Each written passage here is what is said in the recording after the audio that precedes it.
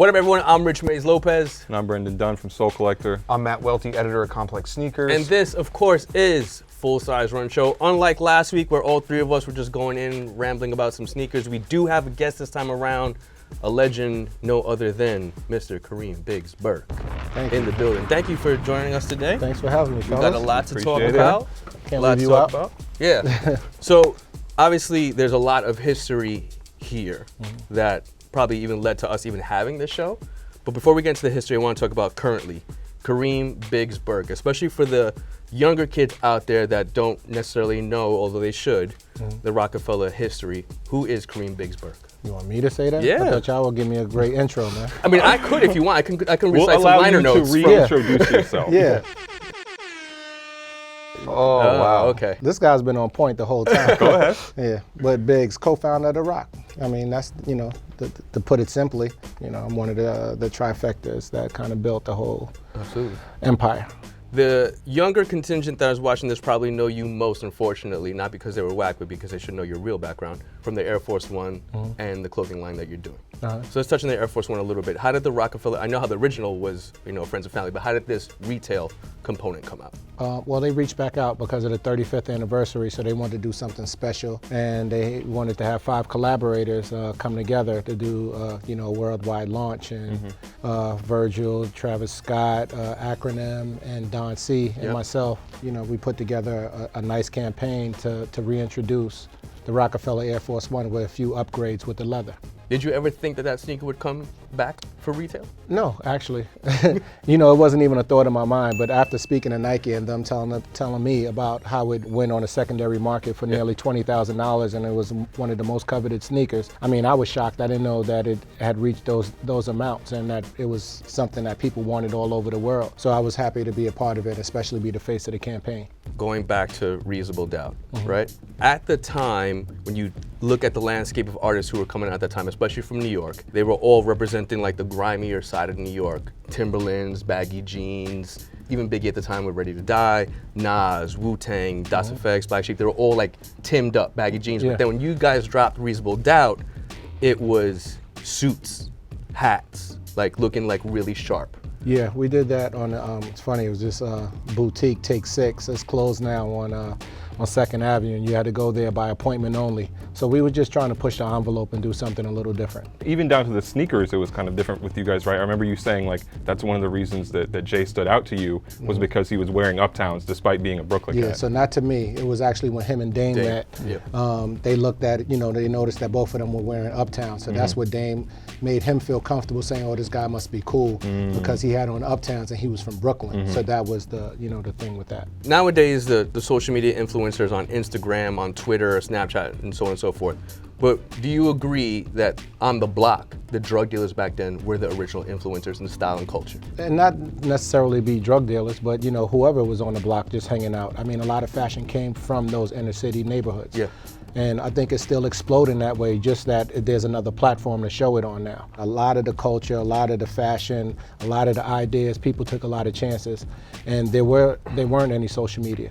So you would get that from either traveling from east side to west side in Harlem, where we're from. And it's a whole different style from east to west. I don't think people realize too how much people already cared about things like footwear back then. I think to a lot of people it seems novel, but I heard a story about you, that legendary pool hall battle with DMX and Jay-Z, and something like you had the wrong shoes on and you had to leave and come back because you had some bummy shoes on. I actually had on shoes, not sneakers. So that was a problem. That was the problem. So we were in the gym. I thought I was on my, I was listening to house music and stuff. I was on some other, I tried to go a little too far, but the crew brought me back in. They grabbed me by the collar like, Biggs, what you doing? So I had to go switch up and then go to the battle. There's something I want to ask you. So I did an interview with you for Complex when the shoes came out for Complex Con, right? And we talked. You did? About, What's your name again? I'm just messing with you. Anyways. He's a busy man, but he can't remember everything. Yeah, but we did this story about, you just talking about how you got into Air Force Ones, the shoe coming back. I put this headline on it. There was how Kareem Biggs Burke and Roc-A-Fella made the Nike Air Force One hip hop sneaker. You got in trouble. We all thought it was okay because we thought Roc-A-Fella, made the Air Force One pop on a mainstream level in hip hop. But there were some people from New York who said it wasn't Roc-A-Fella who did it. It was just the hustlers. You can't give Roc-A-Fella credit for making the Air Force One I popular. had people in my DMs about your story. Yeah. Just not from anything I wrote. People always get upset about your headlines. I wrote a story, after it happened. It was a pun, and it was Justin Timberlake is bringing Jordan Brand back. And you got flamed. Somebody said they were going to jump you because but of the headline. people are asking just And from they the hit me. headline. Yeah. Don't hit me about Matt Welty's beef, please. To be honest, it was called Uptown before Roc-A-Fella had anything to do with it, right? So me, I still feel special to me because I'm from Harlem. So I'm from Uptown. So I still had ties to the sneaker well before, there was the friends and family. But I mean, I think the idea is that, yes, New York made the Air Force One hot, okay? I don't think you can deny that. But there's difference between what is hot in the street, but then what Roc-A-Fella with their platform brought to the rest of the world. Yeah, exactly. Right? I mean, you're from Uptown, so you're rocking them naturally. Yeah. To your point, your headline, it made it a hip hop sneaker when you brought it. Yeah. I want to hear from the Harlem. man himself. Did he fuck up with this headline? Is this off? That's definitely off. Yeah. Okay. Like agreeing to your point, Yeah. we made it mainstream. I don't think the Roc-A-Fella was a hip hop sneaker that brought it to everyone between Baltimore, really, right? That may have had it first, but Uptown just, we stamped it. Yeah. After that, you had guys like Nelly, the Air Force One song, all that stuff. Do you feel like they kind of took it from you guys? How did you guys feel about when Nelly came out with the Air Force One? I don't really go into that. I mean, sneakers are sneakers, so sneakers lovers all over. So if somebody gravitates to something and want to put it in a song or something like that, I mean, more kudos to them or whatever. But it's not a like taking a jacking type of thing. No one own, we don't own equity in Nike. Right. We don't own that sneaker, and at that time it didn't have the logo. So what he was talking about didn't have the Roc-A-Fella logo on it. So we're talking a lot about Nike, but the original deal that Roc-A-Fella Jay-Z had was with Reebok. S. Carter. S. Carter. Yeah. Right. S. Carter with Reebok. Yeah. Yeah. That sold was the old Gucci. You don't like it, then sue me, right?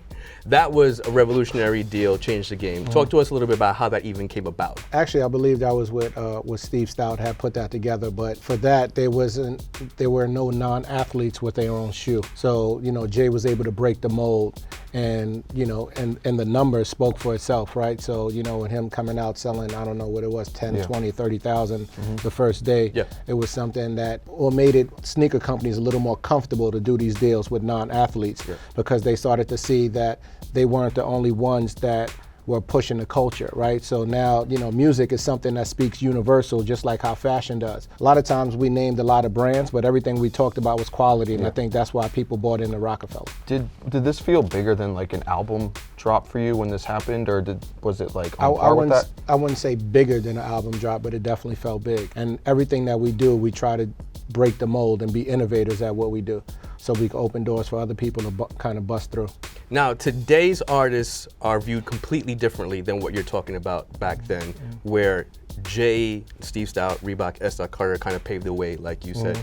Do you think that today's artists owe Jay-Z, S. Carter for what he did for breaking the mold? Well, I don't think it's an O thing. I mean, when we do these things, it's not keeping a scorecard saying, oh, we did this, you owe this, or whatever it is. It's just about advancing the culture. Oh, I mean, in terms of gratitude. Yeah, well, I think there is a lot of gratitude. I don't think nobody is saying like, oh, we're the first to do this or not. There's other artists as well, and I'm happy that, a few of them came from the umbrella who was able to do deals like that. Cameron, of course. Kanye, of course, being the behemoth, what he's doing right now with sneaker culture and anything that he touches. So I'm just glad that we were able to pass that torch. That's what it's all about for us. Was anyone saying no to you guys at the time? Everybody was saying no. That's why we always went into business for ourselves. Right. You said Belvedere turned you guys down when you were trying to get a deal, us down. right? Iceberg turned us down. Any sneaker brands that you guys tried to go to and say, look, we made this hot, like, let's get a check? Not that I know of, but I'll probably do some research, and I'm sure it has, yeah. So we just always got with somebody with the infrastructure, married it to our marketing and what we had with music, and then it was just, something that was just great for success. Would you say that these brands are more willing now to have young black entrepreneurs and artists kind of be the face of their brand in this way? Definitely. Yeah. So when you got people like Rihanna, Kanye, now you have Off-White, so he's neither, right? So now you're talking about from a designer standpoint, right? Arguably having one of the best sneakers of the year last year. Yeah. So what do you think the difference is? They just got more comfortable, you know? I think with the social platform and their reach now, these influencers, whether, you know, I mean, a lot of them are made up sometime, right? They're buying fans, likes. Not us. Just for the record. Yeah. We're legitimate Others. influencers. I mean, Emily called us influencers, Yeah, so. You guys consider us influencers? He said So you guys are That's enough. You don't have to answer. No, in our world. Okay, Yes, but. the answer is Emily Oberg is an influencer. Yes. Is Rich Lopez? Yes. Oh, okay. Matt Welty? If you influence anyone, No. yes, you are an influencer. Yes. If you Official. influence, We're legitimate Others. influencers. I mean, Emily called us influencers, Yeah, I mean, so. that- Others, right? So, but some people, you know, they're able to build a platform and then use that, and then you can actually see the ROI from that, right? Seeing a really return on investment and seeing how they're actually moving the needle. But speaking of Kanye, when he came to The Rock, he kind of brought a different style with the way he dressed, with the buttons ups and the polos. Did that influence you guys to change your style as well when Jay was no? You know what I mean? Even Cameron, right? He came with the pink and yeah. everything else that he did, and Diplomats was like a whole nother subculture under The Rock too. So Kanye had that, and even State Property. Yeah. Right. So these were all three different looks, but that's why we liked them so much, because we knew that they can build empires because they were so unique and they all had their own identity, and none of them compromised integrity. They all was true to what they believed in. Definitely, but there's this story, you know, about Kanye talking about he was always wanting to design sneakers since he was in third grade. He was designing Air Jordans in class. When he was, you know, with you guys in the early time, was he talking about designing sneakers back then, or? I don't think he was talking about designing sneakers. So after his music, you know, began to take off, he mentioned. Yeah. Well, I think we probably talked about doing a clothing line with him because we seen that he had his own, you know, his own vibe, style. yeah. And then, you know, we tried to do something with him, but it didn't work out. Do you remember what it was like when the Air Yeezys came out, when the first Nike shoes? Like, were you around him then? No, I wasn't around him, but you know, you still felt the impact. Yeah. Did you back then in the early studio sessions, or when you guys brought Kanye into The Rock, knew that he would be? Did you guys feel that he would be at this level that he is now? You did. Yeah, I did. You know, what he talked about, the message he gave, and the passion that he had for the music and for anything that he actually touched was something that, you know, I haven't seen in any artist, you know, other than maybe Jay, and this is still a different approach. I mean, the guy is a genius, you know, the way he approaches things. He actually puts a lot in, and he's real compassionate as well, you know. So that was another thing that made me gravitate towards Kanye, because I mean, you'll hear things about kids in high school or a little girl going through something, he will fly out to that state to just go touch them or speak to them. People don't even know that. You know. Do you think he's the most highly influential person in his generation in music? Arguably, yeah. Yeah. Well, between him and Rihanna. Obviously, not everyone's sneaker projects can be as huge as Kanye's. There's kind of like these tiers to it. You have all the way down to people like Lil Yachty, who just have these little endorsement deals. Do you pay a lot of attention to the rapper sneaker game these days? And like, who do you think is doing it right? Who do you think is doing it wrong? I wouldn't say a lot. You know, I guess the ones that, you know, that rise to the top. I started paying attention a little more once I got involved with Nike and started doing this drop. So just kind of seeing what's out there. But for me, it's really figuring out the business, because once the deal is straight, then I know the aesthetic of whatever we're doing is going to be hot. You mentioned Emery, and he's done a lot of projects with Puma. We've seen a lot of Puma on Jay-Z. We've seen the Friends and Family 444 Pumas. What is Rihanna. Rihanna's obviously with Fenty and Puma. Yeah. What is the deal with Jay and Puma? Well, I know Puma was a part of the tour, Yeah. right? So I know just what you guys know. I don't know. Oh, okay. I'm looking for something more. I'm looking like, Yeah, is I'm Jay sure. gonna get his own line? For sure. I think Emery is, though. So I believe Okay. he's coming out with his Oh, yeah, yeah. with his And you said second- with his Jay-Z's gonna second come on the drop. show, right? You said that? Yeah. Yeah. Yeah, I okay, told you that twice. perfect. Is it weird to you that since like the Rock Air Force Ones come back out, that like tons of sneakerheads are hitting you up in the community, or what's that Yes, been like? that's been crazy too. So like I'm like, Leave look at these Biggs guys. alone. I'm like, Leave Biggs who's alone. this? And they was like, you don't know who that's one of the most influential. I'm like, what? Must have been me. Why are they asking me then? Why they don't just call Nike direct, Yeah, right? call Nike direct. But yeah, They a in your lot DMs asking for sneakers too, or? all day still. Really? Yeah. Yeah, still. Wow. I mean, I had to, you know, because there was a few people that got left out. I had to go buy them on a secondary market just Really? to get them. Wow. And people don't even know that. Nah, just showing love. Another huge name in the business today, who Jay has some friendly shots for, Drake. Drake is the face of Jordan Brand now. What do you think about Drake's relationship with Jordan Brand?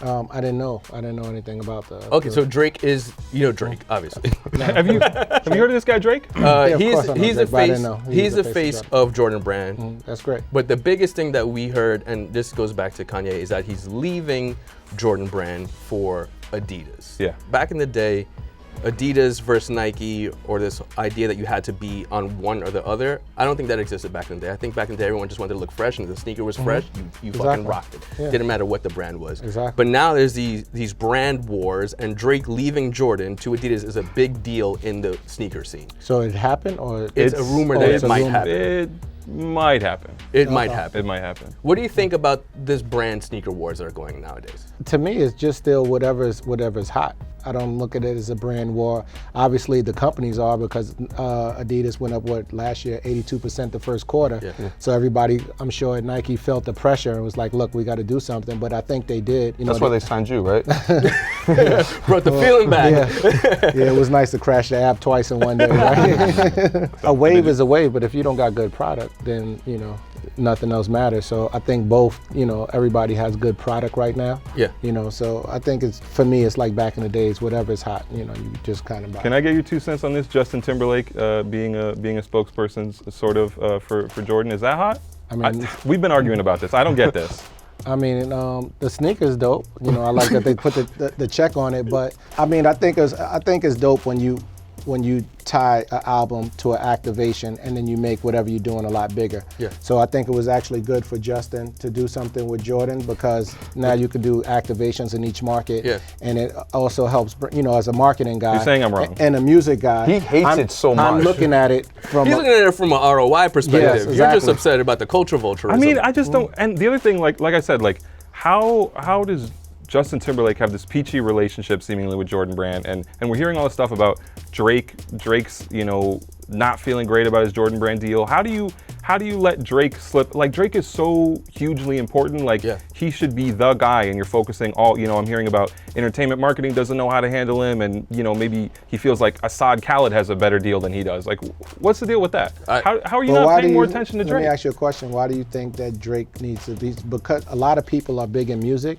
doesn't mean that they're big as a brand. Yeah. So Drake? There's a lot of people that's big in music. You're gonna say it again. But doesn't mean that they're big as a brand. There's a lot of artists that just sells records. Doesn't mean that they can sell things outside of that. Okay. Doesn't mean that the kids want to dress like them or be like them.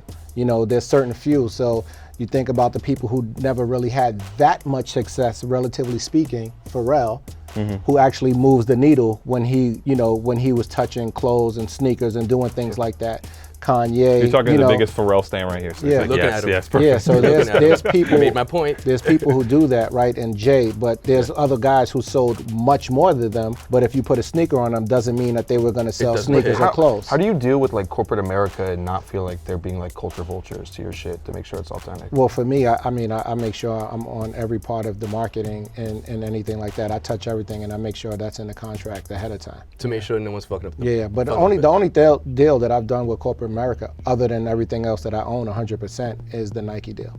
Okay. And and I had to keep a close eye on them. Right. So we have a section of the show where we talk about the best and worst things that we saw this week, right? My best thing actually is Drake leaving Jordan Brand. You're so happy about this. Yeah, why? is that? Why? Because I But thought is it a rumor or did it happen? No, It's a rumor. the A lot of The best people thing in the he industry heard are last talking Oh, the about best it. thing you heard. Yeah. Okay. 'Cause I'm saying I thought that the shoes that they were making for him were like so whack that they were like he had They no were clue- not that whack. Yes, You just They don't weren't like that whack. Jordans. They weren't man. that whack. Bro, they were They weren't merch. that whack. They were weren't that whack, merch. but they still weren't that whack. They were black and gold and white and gold. But they still weren't that whack. But that's what I'm saying. If they shouldn't be making sneakers, that means he's approving them. Someone on his team's approving them. But the thing about I mean, it, at the end of the day, what you think? He has nothing to do with it? but the thing about it though, is I'm you hearing made, he wants to have more creative control, so that's okay, part of it. That'll but that goes probably to be my done. point and that point that you made. I said when we brought up this whole Justin, Drake, and thing that Travis was more important to these brands. Sells a lot less albums, but the kids want to dress like Travis a lot more than they do Probably. Justin and Drake. Yeah, I would probably agree with that. Yeah. That's my 2 cents on it. I'm saying that this is the worst thing I've seen in the last week because I don't understand how Jordan Brand can not figure out how to keep Drake around. You don't like Justin, but no, I want to get back to the bottom of it. Go ahead, You go don't ahead, like go ahead. Justin integration, but you like the Drake integration. Yeah, Okay. it's just my thoughts, man. Just Right my or wrong, thoughts. right or wrong. Just how I was feeling at the time. Every week, we look at what's dropping during the weekend, and we cop or drop something. This week, I'm copping something that you already mentioned, but it's part 2 of this collaboration, the Off-White Air Jordan 1. Listen, I don't think that this sneaker is fantastic, but You're I'm right. still. It's not. Let me finish, please. It's I'm far less still than that. pissed off that I didn't get the first one. So to me, this is a worthy consolation Do you prize. actually have a line on these though? Because they're Europe exclusive. No, I have no lines. But if you have a line, hit my line, please. Just DM Biggs. He got you. Yeah. You Yeah, got it. yeah, just Yeah. slide in his DMs, bro. Yeah. He'll Sure, he'll pause. cop them for resale for you. My cop of the week is something that's already on my feet. Thanks, Okay. Thanks to Okay. the good folks at Sneakers and Stuff. They brought back New Balance 574. Shameless plug. Go ahead. Were you guys rocking New Balance at all with Emery being from? Yeah, but it didn't have Baltimore. anything to do with Emery. No? Yeah, but New Balance, the 996s, because they came out of DC probably. Yeah. They were, but that was a thing in Harlem too. My drop is the Off-White Jordan 1. Sorry, Rich. I just don't think this is nearly as good as the first one. not. I like the first one a lot, but this is just. The white version of it. you Yeah, think- it hold up. just doesn't stand out to me. Do you But think, it's the Brendan, same exact, right? Yeah, it's the Yeah. same exact joint. Just different color, right? Do you think, Brendan, that Nike is No, he killed that, man. a little bit? No, I'm just saying it's just a different color, but the sneaker itself, I mean. I'm with you on that. Yeah, Do you think he that does Nike's ODing a little bit with the Off-White stuff at this Yes, point? I think the second wave of stuff is not very good. Okay. It just doesn't feel as special. If I had a cop of the week, of course, it would be These the right here? Feature X Vans Old School, okay. releasing on March I'm feeling 3rd. feeling a little certain ways. Man. How do you feel about his velour suit? Trying to bring that back. Well, that's This is not quite velour. man. Yeah, that's Sherpa. That's a little different, but Yeah, it's like a micro he fleece. probably could have did that a little better though. You think so? Do you style in your spare time too? I respect your opinion, man. But I like that he did all black just so he could let the sneakers talk. Just let the sneakers hit. Sometimes you gotta let the sneakers speak. You have your own Thank you. clothing line. Yeah, I have a few. Yeah. Oh, the Rock 96. I mean, Jesus flex. But I'm getting away from Rock 96. Oh, you are? Redo 96. Okay. And I have Reasonable Doubt, which is a diffusion line for that. And then Okay. I have 4th of November, which is my denim line. Out of business, man. Yeah, gotta business, stay man. active, man. Where can we find all that? Online. Well, 4th of November, we're relaunching that. Okay. So I actually just got the samples for Reasonable Doubt. They're in the other room right now. I just Really? went in the office today because I've been traveling so much. Dope. But luckily, this stuff just came in, I think, Friday. So I just got the first samples now. So whenever you're ready to shoot the lookbook, like obviously you have my info now. Yeah, so- definitely. 'Cause So, you're yeah, we're gonna put you in some real hot. That you can, Before we get out of here, we want to dip into our mailbag. Every week we ask our viewers to submit questions for our guests. This week we have Kix Express on Twitter asking a question I think that is relevant to all of us. He wants to know, how can I get put on the team, Biggs? Are you accepting resumes right now? I am, but they got to hit up at Julia Lang. She's the one that's taking all the resumes. Everything filters through her, Even my demo. even your demo. He's been talking about this demo for weeks, bro. We gotta hear Just it wait, at this man. point. Just The wait. demo goes through Benny Pugh. He's a new president over at Rock Nation. Okay. And, Is it Benny? mumble rap? and congrats to him too. Yeah, my Biggs, guy. before we get out of here, what is on Kareem Biggs Burke's radar in 2018? It's just, for me, it's just business, man. I'm always just trying to plug and play. I got a couple deals on the table now. Music. No. Okay, no more music. No more music. All that's Benny Pugh. Okay. The music is Benny Pugh, and I do everything else. I help them, and I mentor like a lot of upcoming artists. Yeah. Well, I wouldn't say upcoming. Like I like guys like A Boogie. Like Mm-hmm. I talk to him and his team right now, just trying to help them with the structure and putting things together. Also with Danny Sue and Fetty Wap's team too, trying to bring them back into the mix. And I don't take anything from it. I just try to help them and then connect them with brands as well. That's what's up. Biggs, Yeah. thanks for having, Thanks thank for you having for coming on the show. We appreciate it, boss. My guys. That was Full Size Run. I'm Rich Mays Lopez. I'm Brendan Dunn from Soul Collector. I'm Matt Welty, editor of Complex Sneakers. I'm Biggs, AKA Hoffa. Till next time, yo. Peace. Is he allowed to do that? Is this cool with you? Yeah, that's cool. All right.